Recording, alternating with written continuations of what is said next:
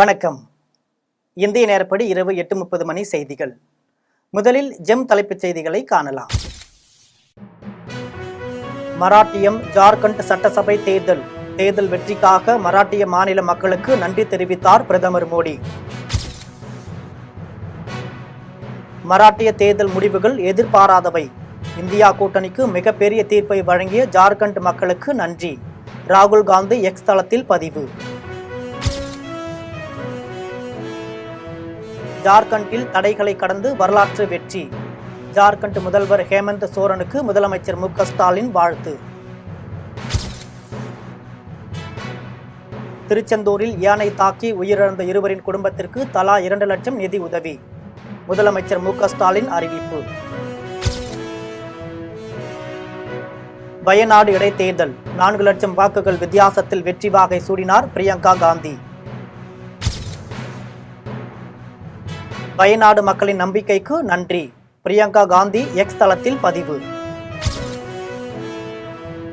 அமெரிக்க நீதித்துறை பிடி வாரண்ட் பிறப்பித்துள்ள நிலையில் அதானி நிறுவனங்களிடம் செபி விசாரணை. 2 வாரத்தில் பதிலளிக்க PSE NSEக்கு நோட்டீஸ். ISL கால்பந்து போட்டி. பஞ்சாப் நார்த் ஈஸ்ட் யுனைடெட் அணிகள் இன்று மோதல். தமிழகத்தில் நாளை மறுநாள் முதல் 29ஆம் தேதி வரை மிக கனமழைக்கான வாய்ப்பு. வானிலை ஆய்வு மையம் தகவல். இனி விரிவான செய்திகளை காணலாம். சட்டசபை தேர்தல் வெற்றிக்காக மராட்டிய மாநில மக்களுக்கு பிரதமர் மோடி நன்றி தெரிவித்துள்ளார். இது தொடர்பாக அவர் தனது எக்ஸ் தளத்தில் வெளியிட்டுள்ள பதிவில், வளர்ச்சி வெற்றி பெற்றுள்ளது, நல்லாட்சி வெற்றி பெற்றுள்ளது எனவும், நாம் ஒற்றுமையுடன் இன்னும் பல உயரங்களை அடைவோம் எனவும் தெரிவித்துள்ளார்.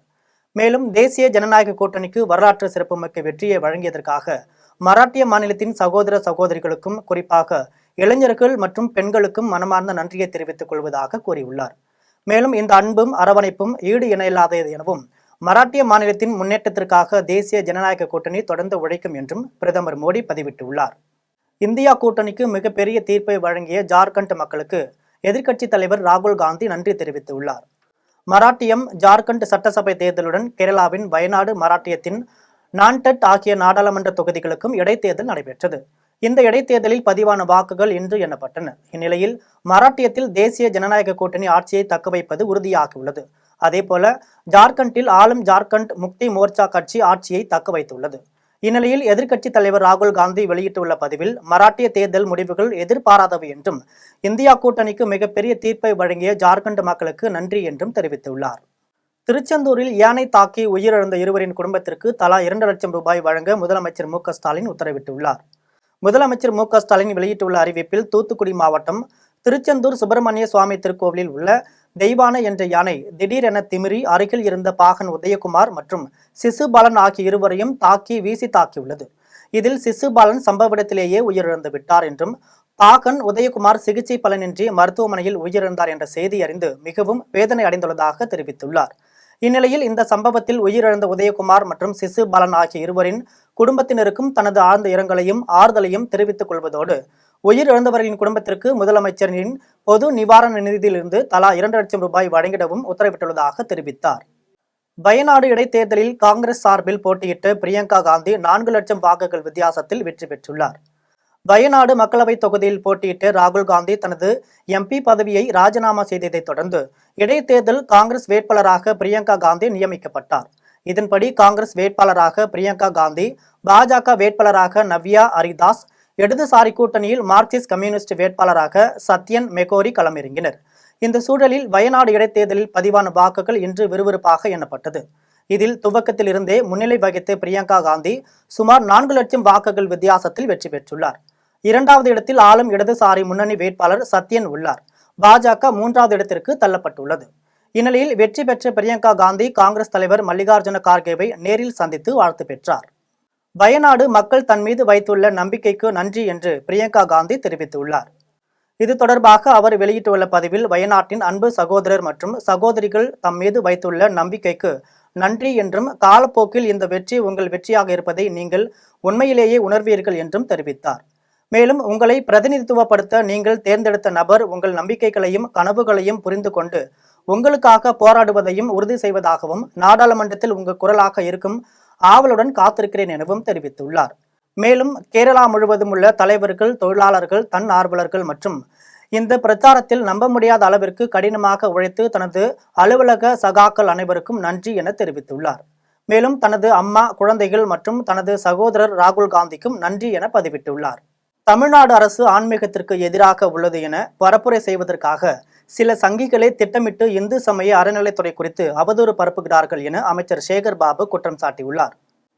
சென்னை பாடியில் உள்ள படவேட்டம்மன் கோவில் இந்து சபரிமலை ஐயப்பன் பக்தர்களுக்கு வழங்குவதற்கான 5 லட்சம் பிஸ்கட் பாக்கெட்டுகளை அனுப்பி வைக்கும் நிகழ்வு நடைபெற்றது. தமிழ்நாடு திருக்கோவில்கள் மற்றும் உபதாரர்கள் சார்பில் நடைபெற்ற நிகழ்வில் அமைச்சர் சேகர் பாபு கலந்து கொண்டு இந்த பணிகளை கொடி அசைத்து தொடக்கி வைத்தார். பின்னர் செய்தியாளர்களை சந்தித்த அமைச்சர் சேகர் பாபு, சபரிமலையில் தரிசனம் செய்யும் தமிழ்நாடு பக்தர்களின் எண்ணிக்கை அதிகரித்து வருவதாகவும் கேரள அரசு பக்தர்களின் வசதிக்காக பல மாற்றங்களை செய்து வருவதாகவும் தெரிவித்தார். தொடர்ந்து பேசிய அவர், தமிழ்நாடு அரசு ஆன்மீகத்திற்கு எதிராக உள்ளது என பரப்புரை செய்வதற்காக சில சங்கிகளை திட்டமிட்டு இந்து சமய அறநிலைத்துறை குறித்து அவதூறு பரப்புகிறார்கள் எனவும் குற்றம் சாட்டினார்.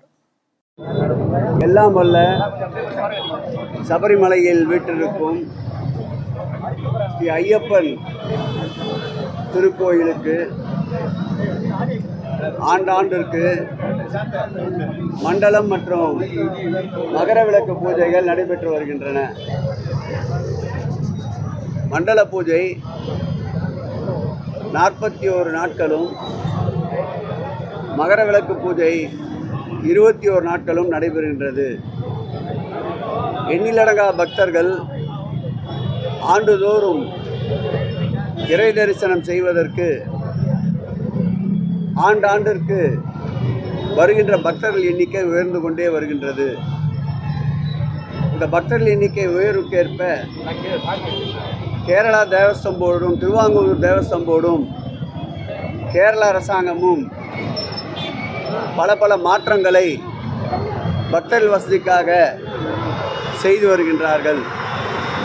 மூவரசம்பட்டு ஊராட்சியில் நடைபெற்ற கிராம சபை கூட்டத்தில் அமைச்சர் தாமு அன்பரசன் சிறப்பு அழைப்பாளராக கலந்து கொண்டார். புனித தோமையார் மலை ஊராட்சி ஒன்றியத்திற்கு உட்பட்ட மூவரசம்பட்டு ஊராட்சியில் உள்ள தொடக்கப்பள்ளியில் உள்ளாட்சி தினத்தை முன்னிட்டு ஊராட்சி மன்ற தலைவர் JK ரவி தலைமையில் கிராம சபை கூட்டம் நடைபெற்றது.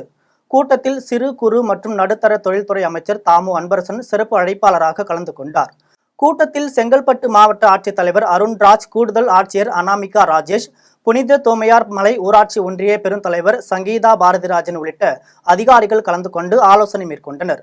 மேலும் கூட்டத்தில் கலந்து கொண்ட அதிகாரிகள் பொதுமக்களின் கோரிக்கைகளை கேட்டறிந்து நடவடிக்கை எடுக்க வேண்டும் என உடனிருந்த அரசு அதிகாரிகளிடம் எடுத்துரைத்தனர். இதில் மாவட்ட கவுன்சிலர், ஒன்றிய கவுன்சிலர், வார்டு உறுப்பினர்கள் பலர் கலந்து கொண்டனர். தூத்துக்குடியில் ஆன்லைன் ரம்மி விளையாட்டில் 20,000 பணத்தை இழந்த நபர் தூக்கிட்டு தற்கொலை செய்து கொண்ட சம்பவம் சோகத்தை ஏற்படுத்தியுள்ளது.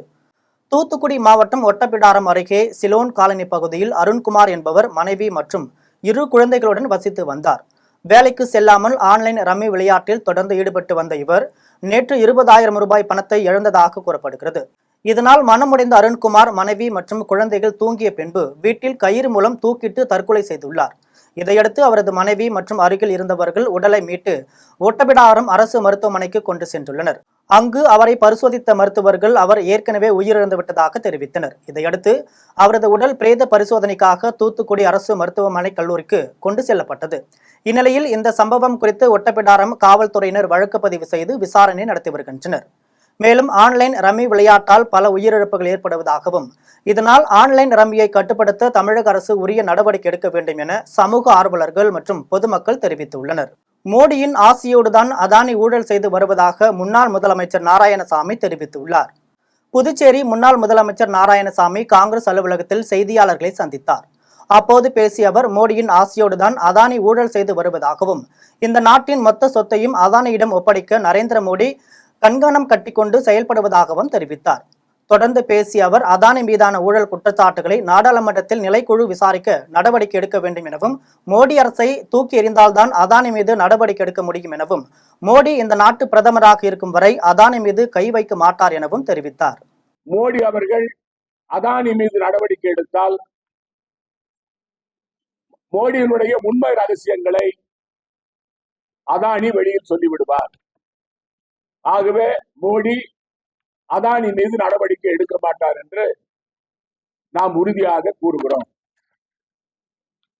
முதலமைச்சர்கள் மீது, டெல்லி முதலமைச்சர் மீது ஊழல் குற்றச்சாட்டு வந்தது. ஜார்க்கண்ட் முதலமைச்சர் மீது ஊழல் குற்றச்சாட்டு வந்து அவர்கள் கைது செய்யப்பட்டார்கள், சிறையில் அடைக்கப்பட்டார்கள்.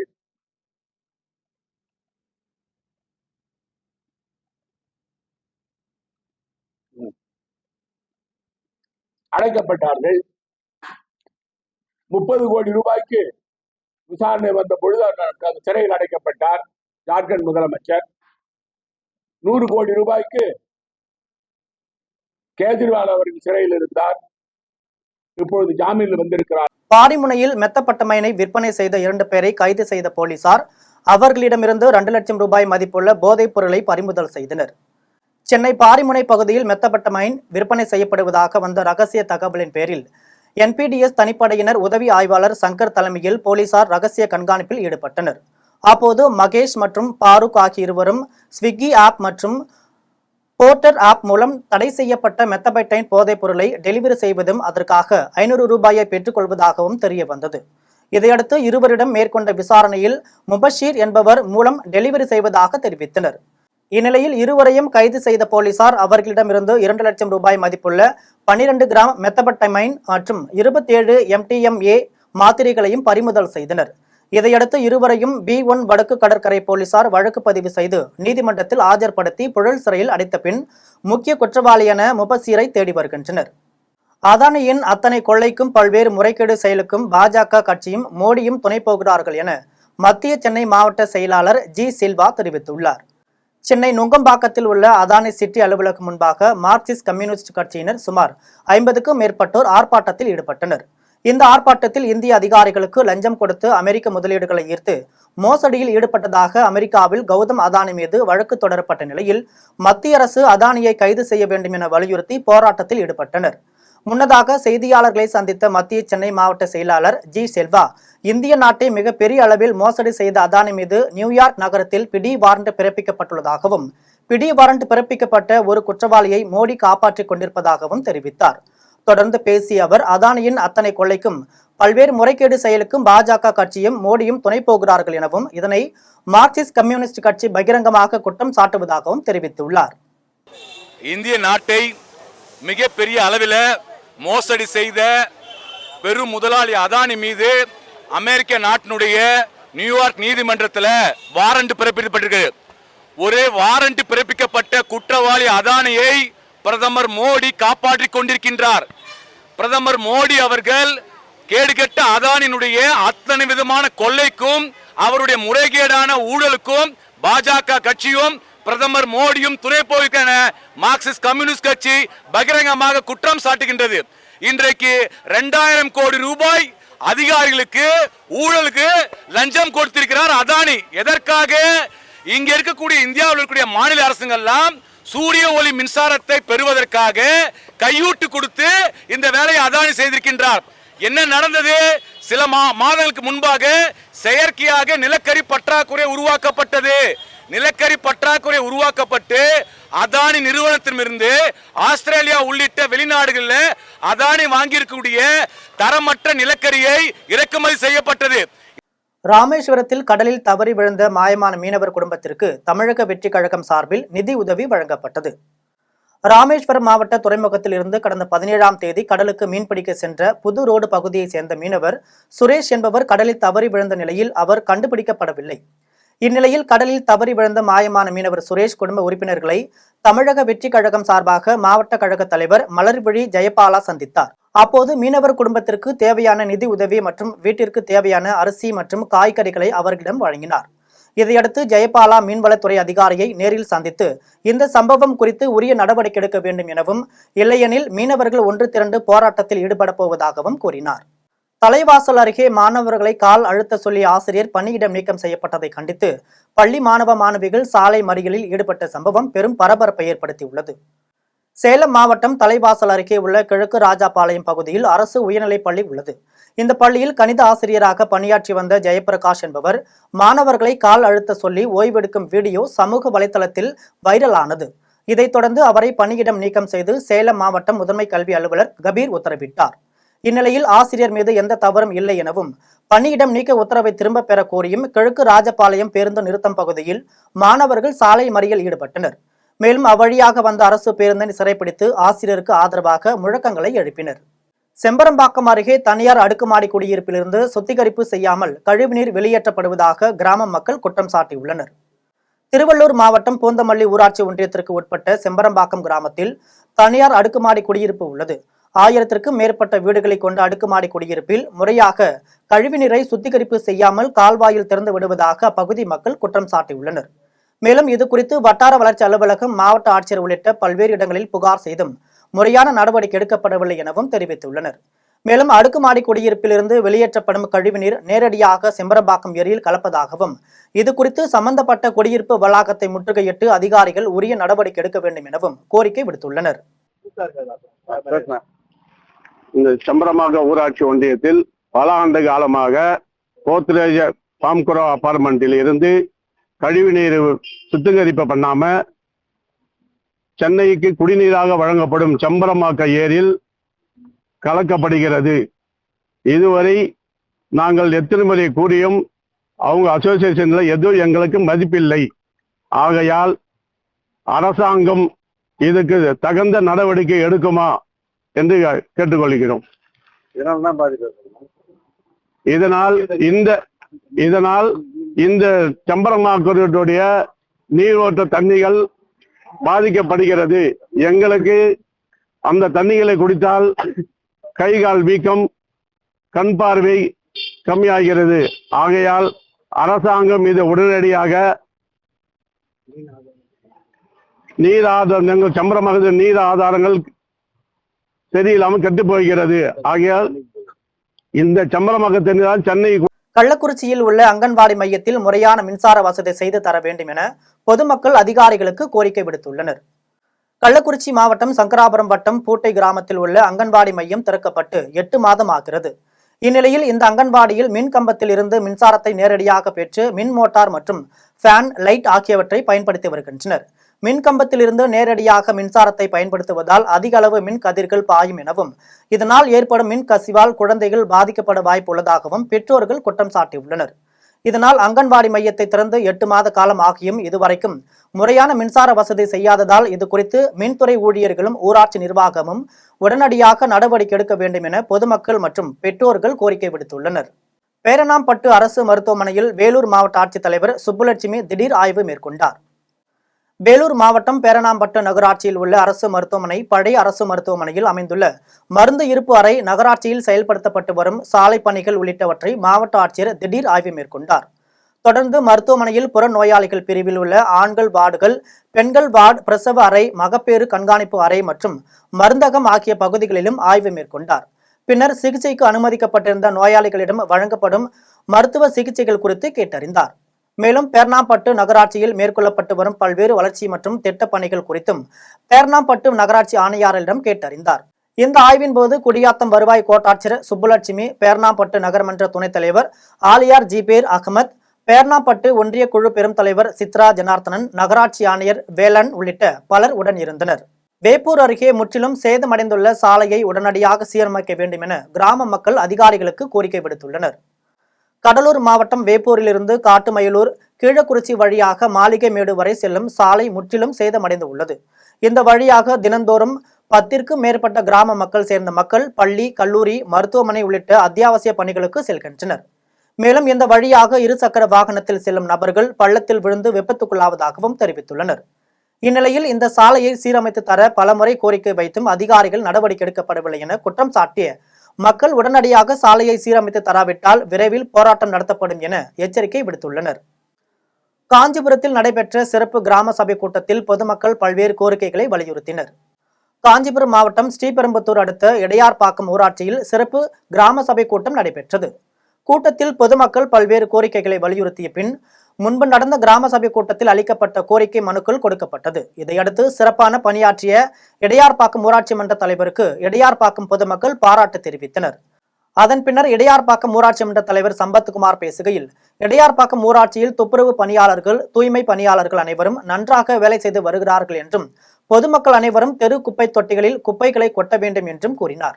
இதில் இடையார்பாக்கம் ஊராட்சி வார்டு உறுப்பினர்கள், அரசு அதிகாரிகள், பொதுமக்கள் உட்பட பலர் கலந்து கொண்டனர்.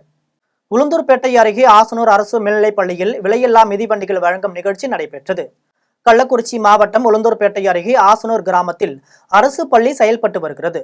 இந்த பள்ளியில் பயின்று வரும் மாணவ மாணவிகளுக்கு தமிழக அரசின் விலையில்லா மிதிவண்டிகள் வழங்கும் நிகழ்ச்சி நடைபெற்றது. நிகழ்ச்சியில் சட்டமன்ற உறுப்பினர் மணிகண்ணன் சிறப்பு அழைப்பாளராக கலந்து கொண்டு மாணவ மாணவிகளுக்கு மிதிவண்டிகளை வழங்கினார். இந்நிகழ்ச்சியில் உளுந்தூர்பேட்டை நகரமன்ற தலைவர் திருநாவுக்கரசு, மாவட்ட கவுன்சிலர் பிரியா பாண்டியன் மற்றும் ஊராட்சி மன்ற தலைவர், துணைத் தலைவர், வார்டு உறுப்பினர்கள், பள்ளியின் தலைமை ஆசிரியர் உள்ளிட்ட பலர் கலந்து கொண்டனர். இனி வருவது உலக செய்திகள்.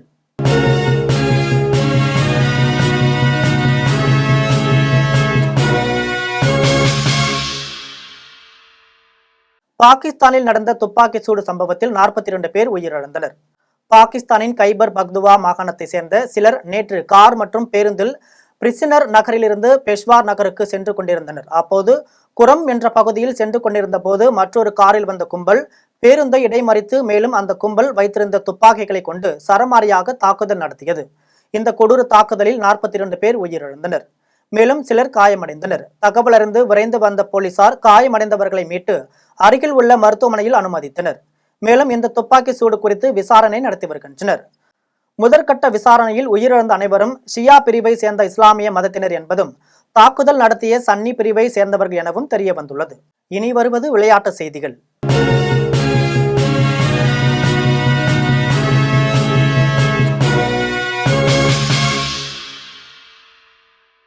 ISL கால்பந்து போட்டியில் பஞ்சாப் நார்த் ஈஸ்ட் யுனைடெட் அணிகள் இன்று மோதியது. ISL கால்பந்து போட்டியின் 11வது தொடர் செப்டம்பர் 13ஆம் தேதி தொடங்கியது. இடையில் இந்திய அணி லெபனான், வியட்நாம் அணிகளுடன் சர்வதேச ஆட்டங்களில் விளையாட இருந்ததால் அக்டோபர் 6 முதல் 16 வரை ISL போட்டியின் லீக் ஆட்டங்கள் இடைநிறுத்தம் செய்யப்பட்டது. லெபனான் மீது இஸ்ரேல் தாக்குதல் நடத்தி வருவதால் இந்த ஆட்டம் ரத்து செய்யப்பட்டது.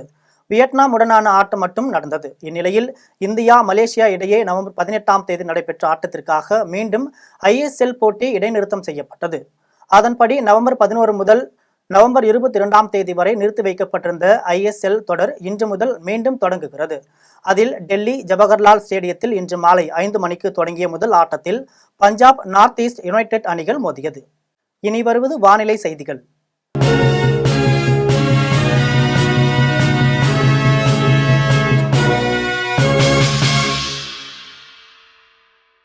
தமிழகத்தில் நாளை மறுநாள் முதல் 29ஆம் தேதி வரை மிக கனமழைக்கான வாய்ப்பு உள்ளதாக வானிலை ஆய்வு மையம் தெரிவித்துள்ளது. சென்னை வானிலை ஆய்வு மையம் வெளியிட்டுள்ள அறிக்கையில் வரும் 25ஆம் தேதி மயிலாடுதுறை, நாகப்பட்டினம், தஞ்சாவூர், திருவாரூரில் மிக கனமழைக்கு வாய்ப்பு உள்ளதாக தெரிவிக்கப்பட்டுள்ளது. எனவே இந்த 4 மாவட்டங்களுக்கும் வரும் 25ஆம் தேதி ஆரஞ்சு அலர்ட் விடுக்கப்பட்டுள்ளது. மேலும் வரும் 26ஆம் தேதி கடலூர், தஞ்சாவூர், திருவாரூர், நாகை, மயிலாடுதுறை, புதுக்கோட்டை ஆகிய 6 மாவட்டங்களில் கனமழை பெய்ய வாய்ப்புள்ளதால் ஆரஞ்சு அலர்ட் விடுக்கப்பட்டுள்ளதாகவும் தெரிவிக்கப்பட்டுள்ளது. மேலும் சென்னையில் வரும் 27 மற்றும் 28 ஆகிய தேதிகளில் கனமழைக்கு வாய்ப்புள்ளதாகவும், தமிழகத்தில் நாளை மறுநாள் முதல் 29ஆம் தேதி வரை மிக கனமழைக்கான வாய்ப்பு உள்ளதாகவும் வானிலை ஆய்வு மையம் தெரிவித்துள்ளது. மீண்டும் தலைப்புச் செய்திகள். மராட்டியம் ஜார்க்கண்ட் சட்டசபை தேர்தல் வெற்றிக்காக மராட்டிய மாநில மக்களுக்கு நன்றி தெரிவித்தார் பிரதமர் மோடி. மராட்டிய தேர்தல் முடிவுகள் எதிர்பாராதவை. இந்தியா கூட்டணிக்கு மிகப்பெரிய தீர்ப்பை வழங்கிய ஜார்க்கண்ட் மக்களுக்கு நன்றி. ராகுல் காந்தி எக்ஸ் தளத்தில் பதிவு. ஜார்க்கண்டில் தடைகளை கடந்து வரலாற்று வெற்றி. ஜார்க்கண்ட் முதல்வர் ஹேமந்த் சோரனுக்கு முதலமைச்சர் மு க ஸ்டாலின் வாழ்த்து. திருச்செந்தூரில் யானை தாக்கி உயிரிழந்த இருவரின் குடும்பத்திற்கு தலா 2 லட்சம் நிதி உதவி. முதலமைச்சர் மு க ஸ்டாலின் அறிவிப்பு. வயநாடு இடைத்தேர்தல் 4 லட்சம் வாக்குகள் வித்தியாசத்தில் வெற்றி வாகை சூடினார் பிரியங்கா காந்தி. வயநாடு மக்களின் நம்பிக்கைக்கு நன்றி.